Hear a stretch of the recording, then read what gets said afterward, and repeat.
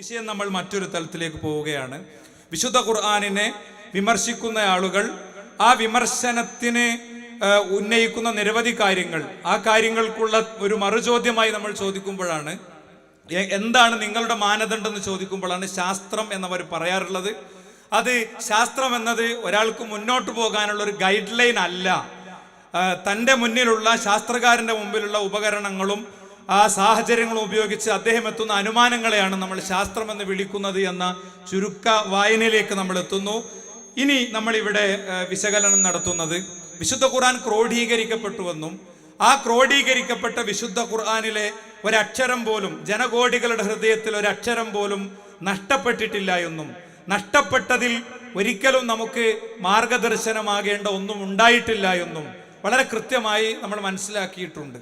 നഷ്ടപ്പെട്ടു എന്ന് പറയുന്ന, കത്തിച്ചു എന്ന് പറയുന്ന കാര്യങ്ങളിലൊന്നും നമുക്ക് ഗൈഡ് ലൈൻ നൽകേണ്ട ഒന്നും ഉണ്ടായിട്ടില്ല എന്ന് നമ്മൾ മനസ്സിലാക്കുന്നുണ്ട്. എന്നാൽ ചിലപ്പോഴൊക്കെ സാമൂഹ്യ മാധ്യമങ്ങളിലൊക്കെ ചിലർ വൈറലാക്കുന്ന ചില വിഷയങ്ങളാണ്. പ്രവാചകന്റെ സ്വഹാബിമാർ തന്നെ ഞങ്ങൾ മുൻപ് ഇങ്ങനെ ഒരു സൂറത്ത് ഓതിയിരുന്നു, മുമ്പ് ഇങ്ങനെ ഒരു ആയത്ത് ഓതിയിരുന്നു, ഇപ്പോൾ അത് ഖുർആനിലില്ല എന്നൊക്കെ പറയുന്ന ചില പ്രയോഗങ്ങൾ. ഈ പ്രയോഗങ്ങൾ എടുത്തുകൊണ്ട് വളരെ ശക്തമായ ആഘോഷങ്ങൾ ചിലർ നടത്താറുണ്ട്. ഇവിടെ ഒരു ഖുർആൻ വിമർശകന്റെ ഒരു വാചകം ഞാൻ പ്ലേ ചെയ്യുകയാണ്, ഒരു ശബ്ദം ഞാൻ പ്ലേ ചെയ്യുകയാണ്. ആ ഒരു ശബ്ദത്തോടുള്ള പ്രതികരണമായി ഇവിടെ ഫൈസൽ മൗലവി ആയിരിക്കും അടുത്ത ഒരു ചോദ്യത്തിന്റെ ഉത്തരവുമായി നമ്മുടെ വേദിയിൽ അടുത്തതായി വരുന്നത്. അപ്പൊ അങ്ങനെ നഷ്ടപ്പെട്ടു പോയപ്പോൾ എന്ത് സംഭവിച്ചു? ഖുർആൻ അള്ളാഹു സംരക്ഷിക്കും എന്ന വാദം പൊളിഞ്ഞു പാളിസായി. ഇത് പണ്ഡിതന്മാർക്ക് മനസ്സിലായി. ഏത് പണ്ഡിതന്മാർക്ക്? നബിയുടെ കാലത്തുള്ള പണ്ഡിതന്മാർക്കല്ല, നബിക്ക് ശേഷം വന്ന ഖലീഫമാരുടെ കാലത്തുള്ള പണ്ഡിതന്മാർക്കല്ല, നൂറ്റാണ്ടുകൾക്ക് ശേഷം ഈ ഇസ്ലാമിന്റെ ഹദീസും ചരിത്രവും മറ്റു പ്രമാണങ്ങളും ഒക്കെ ഉണ്ടായി അതിലൂടെ പ്രശ്നങ്ങൾ നിർദ്ധാരണം ചെയ്യാൻ വേണ്ടി പണ്ഡിതന്മാർ ഇതൊക്കെ പരിശോധിച്ചപ്പോഴാണ് ഈ വലിയ ഭീമമായ ഒരു അബദ്ധം, ഇസ്ലാമിന്റെ അടിത്തറ തന്നെ തകർക്കുന്ന ഒരു അബദ്ധം അവർ കണ്ടെത്തിയത്. അങ്ങനെ കണ്ടെത്തിയപ്പോൾ ഇസ്ലാമും പൊളിച്ചിട്ട് പോകാൻ പറ്റില്ലല്ലോ. അപ്പൊ ഇതിന് എന്തെങ്കിലും ഒരു മുട്ടാപ്പോക്ക് ന്യായം കണ്ടെത്തണം. അങ്ങനെ കണ്ടെത്തിയ മുട്ടാപ്പോക്ക് ന്യായമാണ് എന്ത്? ഹുക്മ് നിലനിർത്തിക്കൊണ്ട് ആയത്ത് നസ്ക് ചെയ്യുന്ന ഒരു ഏർപ്പാടുണ്ട്. അങ്ങനെ ഒരു ഏർപ്പാടുണ്ട് എന്ന് അള്ളാഹ് ഖുർആനിൽ പറഞ്ഞിട്ടില്ല. അങ്ങനെ ഒരു ഏർപ്പാട് ഖുർആനിലുണ്ട് എന്ന് നബി ആരോടും പറഞ്ഞിട്ടില്ല. നബി പറഞ്ഞതിന് ഹദീസുകളിൽ തെളിവില്ല. ഇനി ഹദീസുകളിൽ തെളിവുണ്ടെങ്കിൽ തന്നെ അത് സ്വീകരിക്കാൻ പറ്റില്ല. കാരണം ഹദീസുകൾ ഉണ്ടാകുന്നത് നബി മരിച്ച് നൂറ്റാണ്ടുകൾക്ക് ശേഷമാണ്. അപ്പോഴേക്ക് ഈ പ്രശ്നം ഗുരുതരമായി നിലനിൽക്കുന്നുണ്ട്. അപ്പൊ ആ പ്രശ്നത്തിന് ഒരു പരിഹാരം ഉണ്ടാക്കുന്നതിന്റെ ഭാഗമായി ആരെങ്കിലും ചിലപ്പോ അങ്ങനെ ഒരു മുട്ടാപ്പോക്ക് ന്യായം എവിടെയെങ്കിലും അവതരിപ്പിച്ചിട്ടുണ്ടാവും. ഞാൻ പക്ഷെ അങ്ങനെ ഒരു ഹദീസ് ഇതുവരെ കണ്ടിട്ടില്ല. അതെ, ഒരു ഹദീസും കണ്ടിട്ടില്ല, അതാ കുഴപ്പം.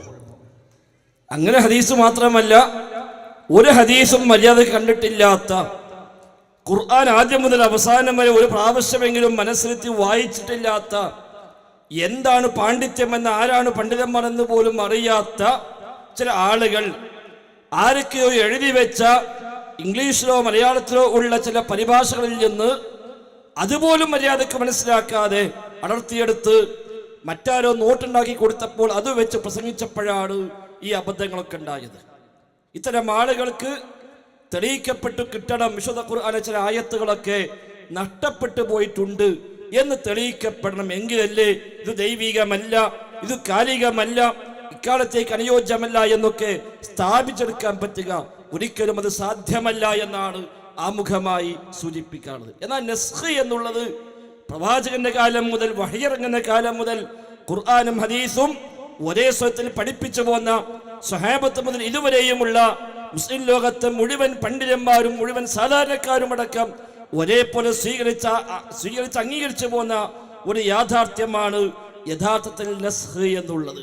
ഇൻഷാ അല്ലാഹ് നമുക്കത് പഠന വിധേയമാക്കാം. പല ആളുകളും നസ്ഖ് എന്ന പദത്തിന്റെ മറവിലാണ് ഖുർആനിലെ ആയത്തുകൾ നഷ്ടപ്പെട്ടു പോയി എന്ന ചില പ്രചാരണങ്ങൾ നിർവഹിക്കാൻ അവർ ശ്രമിച്ചു പോരുന്നത് എന്നതാണ് ഇതിന് ആമുഖമായി നാം മനസ്സിലാക്കേണ്ടത്. യഥാർത്ഥത്തിൽ എന്താ സഹോദരങ്ങളെ നസ്ഖ്? നസ്ഖ് എന്ന വാക്കിന് 3 അർത്ഥമാണ്. പ്രധാനമായും ഖുർആനുമായി ബന്ധപ്പെട്ട ഒരു സാങ്കേതിക ശബ്ദം എന്ന നിലയ്ക്ക് സംസാരിക്കുമ്പോൾ നമുക്കവിടെ കാണാൻ കഴിയുക പ്രധാനമായും 3 അർത്ഥങ്ങളാണ്. ഒന്നാമതായി കോപ്പി ചെയ്യുക എന്നാണ് നസ്ഖ്. ക്ലോണിങ്ങിന് ഇതിൽ നിന്നുള്ളൊരു വാക്കാണ് അറബി ഭാഷയിൽ ഇസ്തിൻസാഖ് എന്ന പദമാണ് ഉപയോഗിക്കുന്നത്. ഫോട്ടോ കോപ്പിക്ക് ആ പദമാണ് ഉപയോഗിക്കുന്നത്. ഒന്നിലുള്ളതിനെ മറ്റൊന്നിലേക്ക് പകർത്തുക എന്നർത്ഥം. അതേപോലെ ഒന്നിൽ നിന്ന് നീക്കി ഒഴിവാക്കി കളയുക എന്നർത്ഥത്തിൽ നസ്ഖ് എന്ന പദം ഒഴിവാക്കാറുണ്ട്. സൂര്യൻ ഉദിച്ച് വെയിൽ ഉദിച്ചു വരുമ്പോൾ നിഴലുകൾ മാറിപ്പോകുന്നതിന് നസ്ഖ് എന്ന പദം അറബി ഭാഷയിൽ ഉപയോഗിച്ചു പോരുന്നുണ്ട്.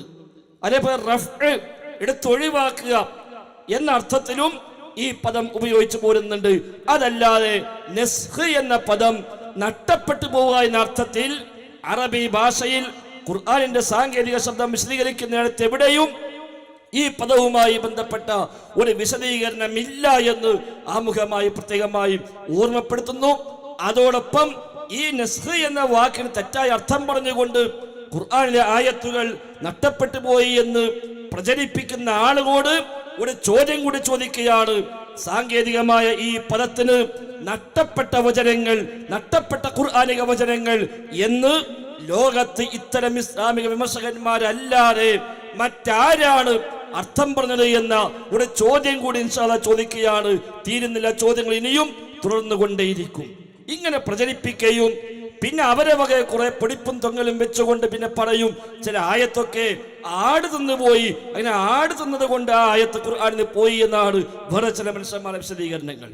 മറ്റു ചിലത് ചിതറിച്ചു പോയി, അങ്ങനെ അതെല്ലാം നഷ്ടപ്പെട്ടു പോയി എന്നാണ്. വേറെ ചിലത് ചില സ്വഹാബിമാർക്കൊക്കെ താല്പര്യമില്ലാത്തത് കൊണ്ട് ക്രോഡീകരണ സമയത്ത് അവർ കൂടിയാലോചിച്ച് ഈ ആയത്ത് തൽക്കാലം ഒഴിവാക്കാം, ഈ ആയത്ത് തൽക്കാലം വേണ്ടെന്ന് വെക്കാം, മറ്റേ ആയത്ത് അത് നമുക്ക് നിലനിർത്താം എന്ന് തീരുമാനിച്ചുകൊണ്ട് അവർ നിലനിർത്തി എന്നുമാണ് ഇത്തരം ആളുകൾ പറയാൻ ശ്രമിക്കുന്നത്. ഒരിക്കലും അത് ന്യായമല്ല. തീർച്ചയായും ശുദ്ധമായ അബദ്ധങ്ങളെ ബോധപൂർവം ഈ സമൂഹത്തിൽ പ്രചരിപ്പിക്കാനാണ് ഇത്തരം അല്പജ്ഞാനികളായ ആളുകൾ ശ്രമിക്കുന്നത് എന്ന് ഇതുമായി ബന്ധപ്പെട്ട് നാം മനസ്സിലാക്കേണ്ടതുണ്ട്. യഥാർത്ഥത്തിൽ വിശുദ്ധ ഖുർആനിലെ വചനങ്ങളിൽ തന്നെ നസ്ഖുമായി ബന്ധപ്പെട്ട അധ്യാപനങ്ങളെ നമുക്ക് കാണാൻ കഴിയും. വിശുദ്ധ ഖുർആൻ സൂറത്തുൽ ബഖറയിൽ 106-ാം വചനത്തിൽ പറയുന്നു, മാ നൻസഖ് മിൻ ആയത്തിൻ ഔ നുൻസിഹാ നഅതി ബിഖൈരിൻ മിൻഹാ ഔ മിസ്ലിഹാ അലം തഅലം അന്നല്ലാഹ അലാ കുല്ലി ഷൈഇൻ ഖദീർ. മാ നൻസഖ് മിൻ ആയത്തിൻ ഔ നുൻസിഹാ നഅതി ബിഖൈരിൻ മിൻഹാ ഔ മിസ്ലിഹാ. ഖുർആനിലെ വല്ല ആയത്തും നാം ദുർബലപ്പെടുത്തുകയോ വിസ്മരിപ്പിക്കുകയോ ചെയ്യുകയാണെങ്കിൽ പകരം അതിനേക്കാൾ ഉത്തമമായതോ തുല്യമായതോ നാം കൊണ്ടുവരുന്നതാണ് എന്നാണ്. അല്ലാഹു തആല ഒരു നിയമത്തെ അവതരിപ്പിക്കുന്നു. അല്ലാഹു തആല തന്നെ ആ നിയമത്തെ മാറ്റി ആ സ്ഥാനത്ത് മറ്റൊരു നിയമത്തെ കൊണ്ടുവരുന്നു. എന്തിന്?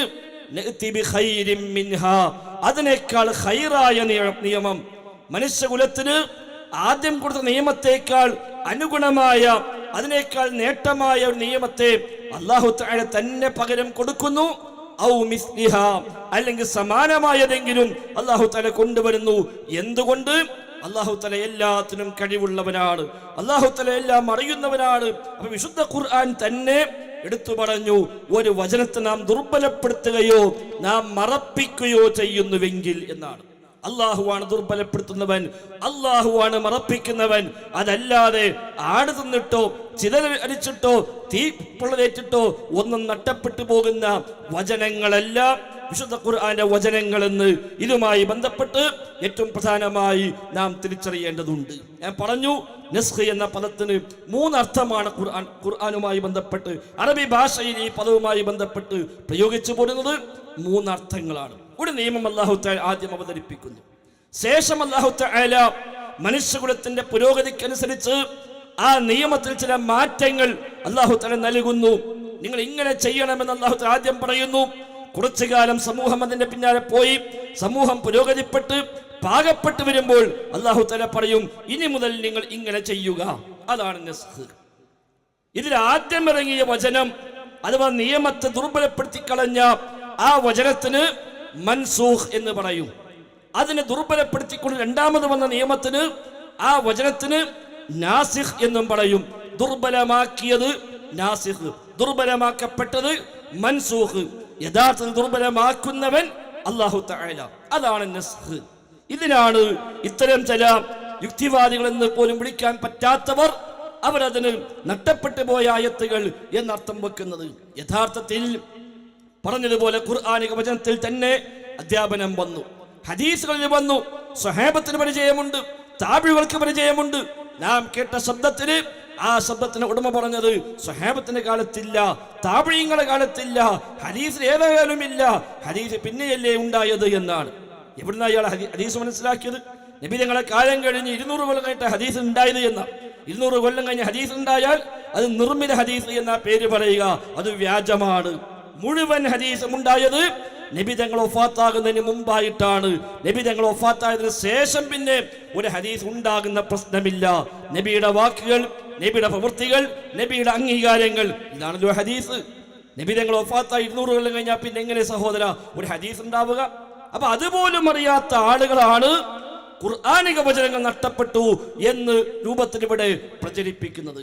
യഥാർത്ഥത്തിൽ ഇസ്ലാമിക പണ്ഡിതന്മാർ എല്ലാ കാലത്തും ഒരു പണ്ഡിതന്റെ എന്നെല്ലാം മതം കൈകാര്യം ചെയ്യുന്ന പ്രബോധകന്റെ അടിസ്ഥാന യോഗ്യതയായി പോലും ഖുർആനിലെ നസ്ഖുമായി ബന്ധപ്പെട്ട നിയമങ്ങളെ, അതിന്റെ വശങ്ങളെ അറിയുന്ന ഒരാൾ മാത്രമേ മതപ്രബോധനം പോലും നിർവഹിക്കാൻ പാടുള്ളൂ എന്ന് പോലും മനസ്സിലാക്കിയവരാണ് സ്വഹാബത്ത് മുതലുള്ള ഇസ്ലാമിക ലോകത്തെ പണ്ഡിതന്മാർ മുഴുവനും. അലി ഇബ്നു അബീ ത്വാലിബ് റളിയല്ലാഹു അൻഹു ഒരിക്കൽ പോകുമ്പോൾ പള്ളിയിൽ വെച്ചൊരാൾ ജനങ്ങൾ ഉത്ബോധിപ്പിക്കുകയാണ്, ജനങ്ങൾക്ക് ഉത്ബോധനങ്ങൾ നൽകുകയാണ്. അലി ഇബ്നു അബീ ത്വാലിബ് റളിയല്ലാഹു അൻഹു അദ്ദേഹത്തോട് ചോദിച്ചു, അതഅരിഫു നാസിഖ വൽ മൻസൂഖ്, നിനക്ക് നാസിഖും മൻസൂഖും അറിയുമോ? ആദ്യം ഇറങ്ങിയ ആയത്ത് ഏതാണ്? ആദ്യം വന്ന നിയമം ഏതാണ്? അതിന് ദുർബലമാക്കുന്ന നിയമങ്ങളും വന്നിട്ടുണ്ടോ? പിന്നീട് വന്ന നിയമം ഏതാണ്? ഇതൊക്കെ നിനക്കറിയുമോ? അദ്ദേഹത്തിന് മറുപടി ഇല്ല, എനിക്കറിയില്ല. അപ്പോൾ അലി ഇബ്നു അബീ ത്വാലിബിന്റെ പ്രതികരണം ഹലക്ത വ അഹ്ലക്ത എന്നാണ്. ഹലക്ത, നീ സ്വയം നശിച്ചു, വ അഹ്ലക്ത, നീ മറ്റുള്ളവരെ നശിപ്പിക്കുകയും ചെയ്തു എന്നാണ്. ആദ്യം ഇറങ്ങിയ നിയമം ഏത്, പിന്നീട് വന്ന നിയമം എന്ത് എന്ന് അറിയാത്ത ഒരാള് മതം കൈകാര്യം ചെയ്യുന്നുവെങ്കിൽ അയാൾ സ്വയം നശിക്കുകയും മറ്റുള്ളവരെ നശിപ്പിക്കുകയും ചെയ്യുന്നുവെന്ന് അലി ഇബ്നു അബീ ത്വാലിബ് റളിയല്ലാഹു അൻഹു ഇവിടെ പ്രതികരിക്കുന്നുവെങ്കിൽ അതാണ് ഇന്നും നമ്മൾ കേട്ട ഈ ശബ്ദത്തിലൂടെയും സംഭവിക്കുന്നത്. ഹലക വ അഹ്ലക, അയാൾ നശിക്കുന്നു, മറ്റുള്ളവരെ അയാൾ നശിപ്പിക്കുകയും ചെയ്യുന്നു എന്നാണ്. സഹോദരങ്ങളെ, യഥാർത്ഥത്തിൽ റഹ്മാനായ റബ്ബ് സുബ്ഹാനഹു വ തആല ആണ് എല്ലാ നിയമങ്ങളെയും അവതരിപ്പിക്കുന്നവൻ. അതുകൊണ്ട് തന്നെ നസ്ഖും അല്ലാഹു തആലയാണ് നിർവഹിക്കുന്നത്. അഥവാ ഖുർആനിലോ ഹദീസിലോ അല്ലാഹു നിയമമാക്കി പഠിപ്പിച്ച ഒരു നിയമത്തെ ഖുർആനിന്റെയോ ഹദീസിന്റെയോ വചനങ്ങളിലൂടെ അല്ലാഹു തആല തന്നെ മാറ്റം വരുത്തി പുതിയ നിയമം അറിയിക്കുന്നു. അതാണ് നസ്ഖ്. ഖുർആനിലോ ഹദീസിലൂടെയോ അല്ലാഹു തആല വഹയായി അറിയിച്ച ഒരു നിയമത്തെ അല്ലാഹു തആല തന്നെ മറ്റൊരു വചനത്തിലൂടെ ആ നിയമം മാറ്റി തലസ്ഥാനത്ത് അതിനേക്കാൾ ഖൈറായ, അതിനേക്കാൾ ഖൈറായ അല്ലെങ്കിൽ സമാനമായ നിയമത്തെ നാം കൊണ്ടുവരുമെന്ന് പറഞ്ഞ അതാണ് യഥാർത്ഥത്തിൽ നസ്ഖ് എന്ന് പറയുന്നത്. അതിലെന്താണ് അബദ്ധമുള്ളത്? അതെന്താ പാടില്ലാത്തത്? ചില ആളുകളെ ചോദ്യം, അല്ലാഹു തആല എല്ലാം അറിയുന്നവനാണെങ്കിൽ പിന്നെ ആദ്യമേ അങ്ങ് ഈ നിയമം പറഞ്ഞാൽ പോരെ, പിന്നെന്തിനാ ആദ്യം ഒന്ന് പറഞ്ഞു പിന്നൊന്ന് മാറ്റി പറഞ്ഞു? അല്ലാഹുവിന് എല്ലാം അറിയുമെങ്കിൽ അതിന്റെ ആവശ്യമുണ്ടോ എന്നാണ്. അല്ലാഹു തആലക്ക് എല്ലാം അറിയുമെന്നത് കൊണ്ടാണ് നസ്ഖ് സംഭവിക്കുന്നത്. എല്ലാം അറിയുമെന്നത് കൊണ്ടാണ് നസ്ഖ് സംഭവിക്കുന്നത്. വചനമിറങ്ങുന്ന കാലഘട്ടത്തിൽ ആളുകൾക്ക് ഏതാണ് ഏറ്റവും അനുയോജ്യമായത്? അല്ലാഹുവിനെ അറിയൂ. ആ നിയമത്തെ അല്ലാഹു തആല അവതരിപ്പിച്ചു. ആ സമൂഹം പുരോഗതിപ്പെട്ട് അവർ വൈജ്ഞാനികമായി ഉയർന്നു വന്നു, വിശ്വാസപരമായി ഉയർന്നു വന്നു. ഇനി അവർക്ക് ശരിയായ നിയമത്തെ അല്ലാഹു തആല അവതരിപ്പിച്ചു കൊടുക്കുന്നു. അഥവാ മനുഷ്യന്റെ ഓരോ അവസരത്തിലുമുള്ള ഏറ്റവും നല്ലത് എന്ത് എന്ന് ഏറ്റവും നന്നായി അറിയുന്നവൻ അല്ലാഹു തആല മാത്രം. അതിനാൽ ആ അല്ലാഹു തആല മനുഷ്യന് അനുയോജ്യമായ രൂപത്തിൽ ഓരോ സന്ദർഭങ്ങളിൽ ഓരോ സമയത്ത് അവർക്ക് ഏറ്റവും അനുകൂലമായ നിയമത്തെ അല്ലാഹു തആല അവതരിപ്പിക്കുന്നു. സമൂഹം പൂർണ്ണതയിലേക്ക് എത്തുമ്പോൾ ഏറ്റവും പരിപൂർണമായ എന്നേക്കുമുള്ള നിയമത്തെ അല്ലാഹു തആല നൽകുകയും ചെയ്യുന്നു. ഇതാണ് നസ്ഖ്. ഇത് പാടില്ല, ഇത് ശരിയല്ല, ഇത് ബുദ്ധിപരമല്ല എന്ന് സാമാന്യ ബുദ്ധിയുള്ള ആരെങ്കിലും പറയുമോ? ഒരിക്കലുമില്ല. ഇനി മാത്രവുമല്ല, ഇസ്ലാമിലെ ഏത് നിയമത്തിനും നസ്ഖ് വരുമോ? ഒരിക്കലുമില്ല. ഖുർആൻ പഠിപ്പിച്ച ഏത് നിയമവും മൻസൂഖായി പോകുമോ? ഒരിക്കലുമില്ല. നസ്ഖ് വരാത്ത മേഖലയുണ്ട്, നസ്ഖ് വരുന്ന മേഖലയുണ്ട്. എന്താണെങ്കിലും ശരി, 4 മേഖലകളിൽ നസ്ഖ് ഇല്ല. ഒന്ന് വിശ്വാസകാര്യങ്ങൾ. വിശ്വാസകാര്യങ്ങൾ നിസ്കില്ല, നിങ്ങൾ ഇങ്ങനെ വിശ്വസിക്കണം എന്ന് ആദ്യം പറയുന്നു. കുറച്ചു കാലം കഴിയുമ്പോൾ അതല്ല വിശ്വസിക്കേണ്ടത്, ഇങ്ങനെയാണ് വിശ്വസിക്കേണ്ടത് പറയുന്നു. അങ്ങനെ ഒന്നില്ല, വിശ്വാസ കാര്യങ്ങളിൽ നെസ്ഖ് ഉണ്ടാവുകയില്ല. രണ്ട് ചരിത്ര സംഭവങ്ങൾ പറയുന്നിടത്ത് നെസ്ഖില്ല. മൂസാ നബിയുടെ ചരിത്രം അല്ലാഹു തആല ആദ്യം പറയുക, പിന്നൊരു വചനമിറക്കി ആ ചരിത്രം ശരിയല്ല, ശരിയായ ചരിത്രം ഇങ്ങനെയാണ് എന്നുണ്ടാകുമോ? ഒരിക്കലുമില്ല. അങ്ങനെ ഉണ്ടെങ്കിൽ ചോദിക്കാമായിരുന്നു, അള്ളാഹുവിന് എല്ലാം അറിയില്ലേ, എങ്കിൽ പിന്നെ എന്തിന് ശരിയില്ലാത്ത ചരിത്രം ആദ്യം പറഞ്ഞുവെന്ന്. അപ്പൊ ചരിത്രപരമായ വിഷയങ്ങൾ പ്രതിപാദിക്കുന്നിടത്ത് ഒരിക്കലും ഭേദഗതി വരുന്ന പ്രശ്നമില്ല, മാറ്റമുണ്ടാകുന്ന പ്രശ്നമില്ല, നെസ്ഖ് ഉണ്ടാവുകയില്ല. മൂന്നാമതായി സ്വഭാവ സംബന്ധമായ കാര്യങ്ങൾ പറയുന്ന നന്മയുടെ മേന്മയുടെ സ്വഭാവമായി പരിചയപ്പെടുത്തുന്ന മേഖലകളിൽ നെസ്ഖ് ഉണ്ടാവുകയില്ല. സത്യം പറയണമെന്ന് പറയുക, കുറച്ചു കാലം കഴിയുമ്പോൾ ഇനി സത്യം പറയേണ്ടതില്ല എന്ന് പറയുക, സംഭവിക്കില്ല, അവിടെ നെസ്ഖില്ല. നാലാമതായി പൊതു നന്മയായി പഠിപ്പിച്ച കാര്യങ്ങൾ, മൊത്തം മനുഷ്യകുലത്തിന് നന്മയായി പഠിപ്പിച്ച കാര്യങ്ങൾ, ആ കാര്യങ്ങൾ ഇനി മുതൽ തിന്മയാണ് എന്ന് മാറ്റി പറയുന്ന പ്രശ്നമില്ല, അവിടെ നെസ്ഖ് ഉണ്ടാവുകയില്ല. ഈ നാലുമല്ലാത്ത മേഖലകൾ, അഥവാ ഒന്നുകൂടി വ്യക്തമായി പറഞ്ഞാൽ മനുഷ്യൻ പ്രാവർത്തികമാക്കേണ്ടുന്ന ചില നിർദ്ദേശങ്ങളിൽ മാത്രമാണ് ഇന്ന് മുതൽ ഈ നിർദ്ദേശം പാലിക്കുക എന്ന് പറയുകയും കുറച്ച് കഴിയുമ്പോൾ ഇനി നിങ്ങൾക്കിതാ അള്ളാഹു ഇളവ് നൽകിയിരിക്കുന്നു, അല്ലെങ്കിൽ മാറ്റം വരുത്തിയിരിക്കുന്നു, ഇനി മുതൽ ഇങ്ങനെ ചെയ്തു കൊള്ളുക എന്ന് പറയുന്നതാണ് നെസ്ഖ്. അതും വഹി ഇറങ്ങുന്ന കാലങ്ങളിൽ മാത്രം, വഹി ഇറങ്ങിക്കൊണ്ടിരിക്കുന്ന കാലങ്ങളിൽ മാത്രം, ഒരു സമൂഹത്തെ രൂപപ്പെടുത്തിയെടുക്കുന്ന ആ ഘട്ടങ്ങളിൽ മാത്രം. വഹി പൂർത്തിയായതിനു ശേഷം നെസ്ഖ് എന്ന വകുപ്പില്ല. നബി തങ്ങളുടെ വഫാത്തോടുകൂടി, പ്രവാചകന്റെ മരണത്തോടുകൂടി വഹി അവസാനിച്ചു, അതോടുകൂടി നെസ്ഖും അവസാനിച്ചു, പിന്നെ നെസ്ഖ് ഉണ്ടാവില്ല. നബി തങ്ങൾ മതം പൂർത്തിയാക്കി, അൽയൗമ അക്മൽതു ലക്കും ദീനക്കും, നിങ്ങളുടെ ദീനിത പൂർത്തിയാക്കിയിരിക്കുന്നുവെന്ന് വചനം പഠിപ്പിച്ചുകൊണ്ട് ഈ മതത്തെ പൂർത്തിയായി പ്രഖ്യാപിച്ചു കഴിഞ്ഞ ശേഷം പിന്നെ ഒരു നിയമത്തിൽ ഭേദഗതി ഉണ്ടാകുന്നില്ല, പിന്നെ നെസ്ഖ് ഉണ്ടാകുന്നില്ല. വഹി ഇറങ്ങുന്ന കാലഘട്ടങ്ങളിൽ മാത്രമേ നെസ്ഖുള്ളൂ എന്നർത്ഥം. ഇങ്ങനെ നെസ്ഖ് വരാമെങ്കിൽ അതൊരു പക്ഷേ ചില വചനങ്ങളിലാവാം, ഒരു പക്ഷെ അധ്യായത്തിന്റെ ചില ഭാഗങ്ങളാവാം, ഒരു പക്ഷേ ഒരു അധ്യായം തന്നെയുമാകാം. എന്താ പ്രശ്നമുള്ളത്? ഒരു അധ്യായം തന്നെ നെസ്ഖ് ചെയ്യപ്പെട്ടു പോകാം. ഒരു അധ്യായം എന്ന് പറയുമ്പോൾ 3 ആയത്തുള്ള അധ്യായം ഖുർആനിലുണ്ട്, 5 ആയത്ത് 10 ആയത്തുള്ള അധ്യായം ഖുർആനിലുണ്ട്, അതിലേറെ ആയത്തുള്ള അധ്യായം ഖുർആനിലുണ്ട്, ഏതുമാകാം. അതാ ചില ഹദീസിലൊക്കെ കാണാം, ഇങ്ങനൊരു അധ്യായം ഇറങ്ങിയിരുന്നു, ആ അധ്യായം പിന്നെ ദുർബലപ്പെട്ടു പോയി. ഇങ്ങനെ വചനം ഇറങ്ങിയിരുന്നു, ആ വചനം ദുർബലപ്പെട്ടു പോയി. ഇങ്ങനെ നിയമമുണ്ടായിരുന്നു, ആ നിയമം ദുർബലപ്പെട്ടു പോയി എന്നൊക്കെ സ്വഹാബിമാർ തന്നെ പറയുന്നത്, അല്ലെങ്കിൽ നബിതങ്ങൾ തന്നെ പറഞ്ഞത് പലപ്പോഴും ഹദീസ് ഗ്രന്ഥങ്ങൾ രേഖപ്പെട്ട് കാണാം.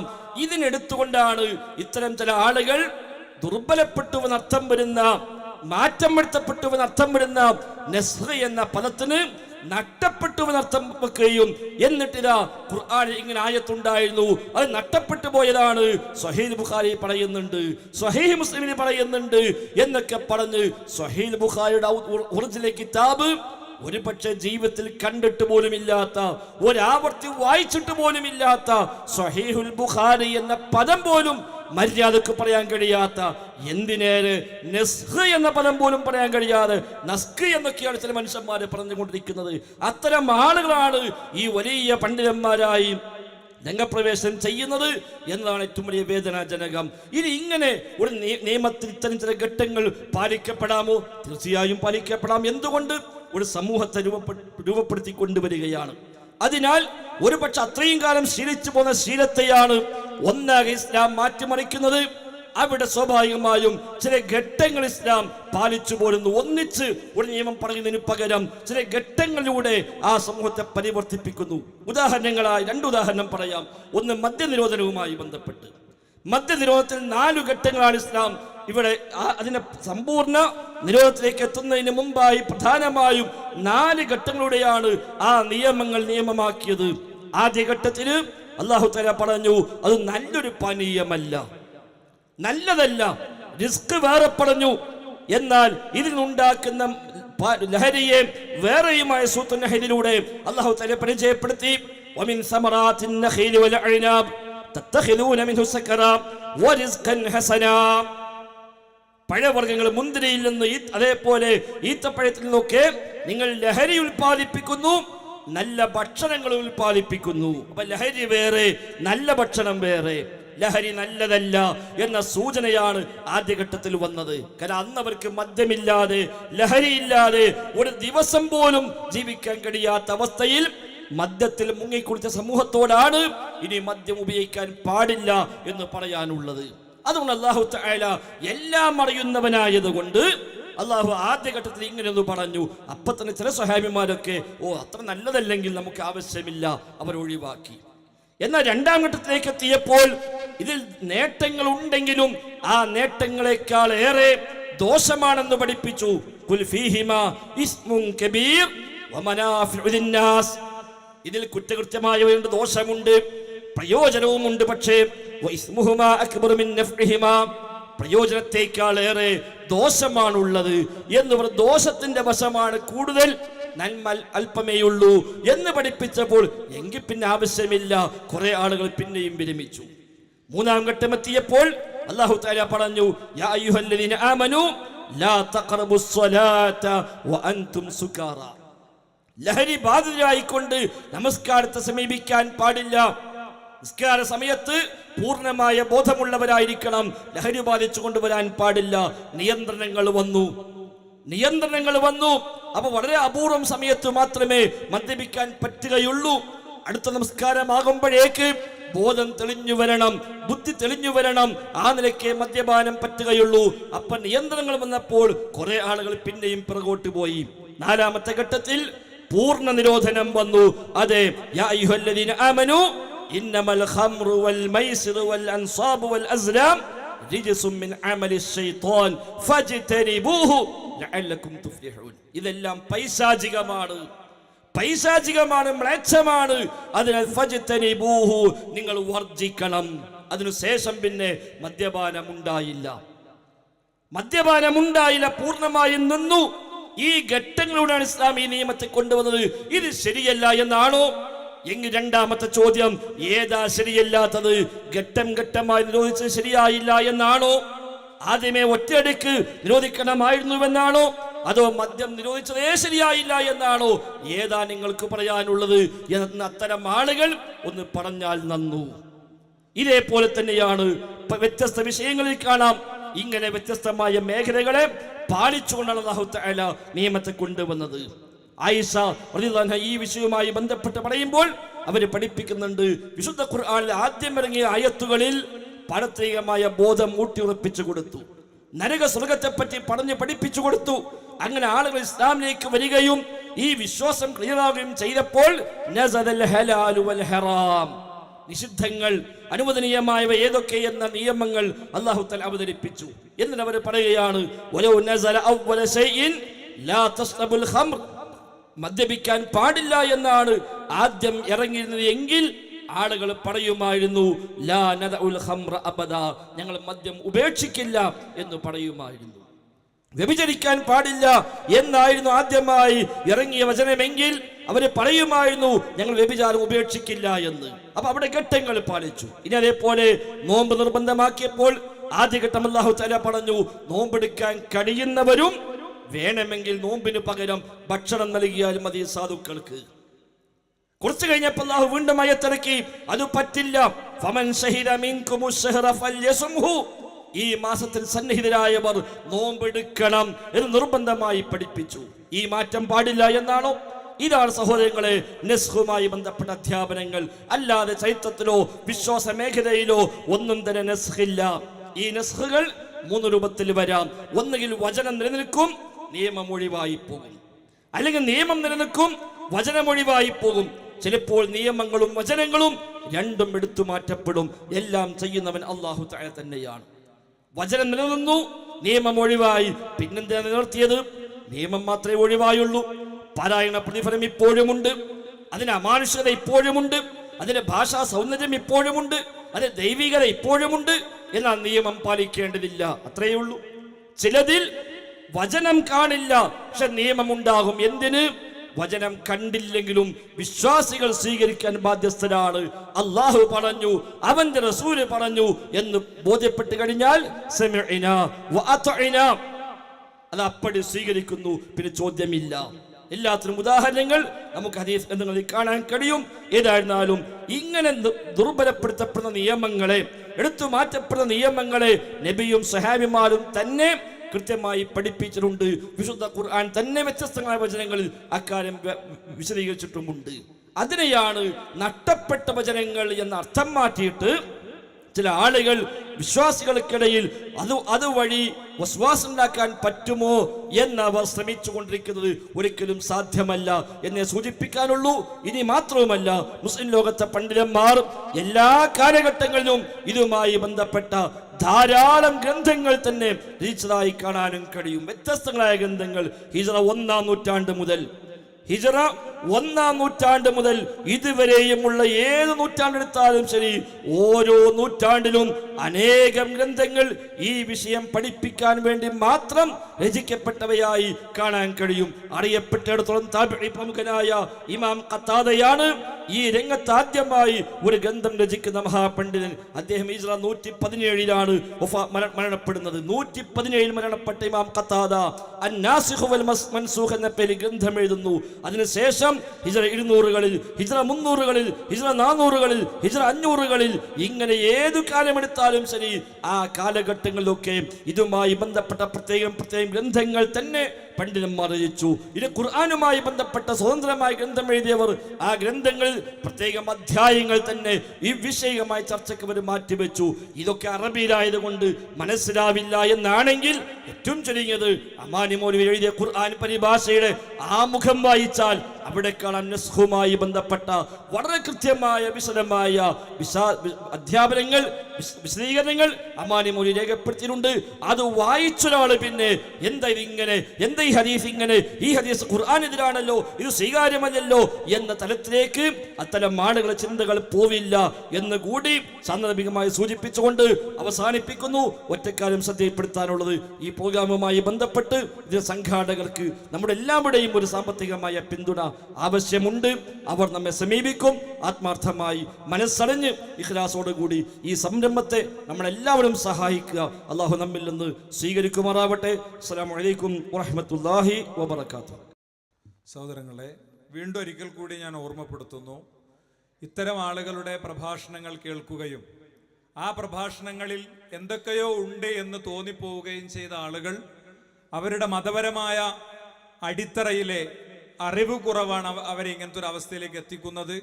വളരെ ലളിതമായി ഫൈസൽ മൗലവിയുടെ പറഞ്ഞു കഴിഞ്ഞു. നസ്ഖ എന്ന വാക്കിന്റെ അർത്ഥം അങ്ങോട്ട് മാറ്റിയിട്ട് അവർക്ക് ആവശ്യമുള്ള ഒരു അർത്ഥത്തിലേക്ക് അങ്ങോട്ട് കൊണ്ടുവന്നിട്ട് പിന്നീടാണ് പ്രസംഗിക്കുകയാണ്. ഒരു നബിയും പറഞ്ഞിട്ടില്ല, റസൂലും പിന്നെ അള്ളയും പറഞ്ഞിട്ടില്ല, ഒരു ആലിമും പറഞ്ഞിട്ടില്ല എന്നാണ്. നിങ്ങൾ സ്ക്രീനിൽ കണ്ടു. കൊട്ടക്കണക്കിന് വേണമെങ്കിൽ പറയാവുന്ന വിധം പണ്ഡിതന്മാർ ഈ വിഷയത്തിൽ പറഞ്ഞ ഗ്രന്ഥങ്ങളുണ്ട്. പക്ഷെ അതൊക്കെ അറബിയിലാണെന്നുള്ളൊരു പ്രതിസന്ധി ഇതുപോലത്തെ ആൾക്കാർക്ക് ഉണ്ടാകും. അറബിയിലെ അക്ഷരങ്ങളെ എണ്ണം വരെ അറിയാത്ത ആളുകളെ സംബന്ധിച്ചിടത്തോളം ഇത് ഒരു വലിയ പ്രതിസന്ധിയായി നമ്മൾ അംഗീകരിച്ചു കൊടുക്കണം. അത്തരം ആളുകളുടെ പ്രസംഗങ്ങൾ കേൾക്കുമ്പോൾ ആ ബോധം നമുക്ക് ഉണ്ടാവുകയും വേണം.